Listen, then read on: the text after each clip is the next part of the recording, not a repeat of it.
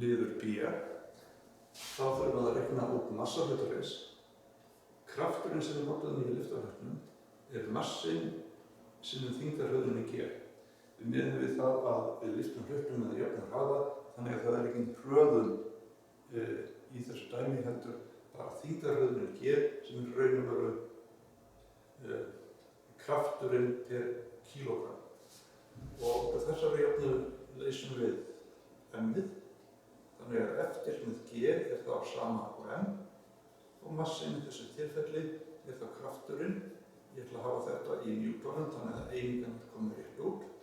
1000 deilt með 8,8 njútonum per kílógramm. Og þá sjáum við það að einingarnar hér fyrir njútonin detta út og kílógrammin fari hér upp fyrir. Og massin verður þá 101,9 kílógramm.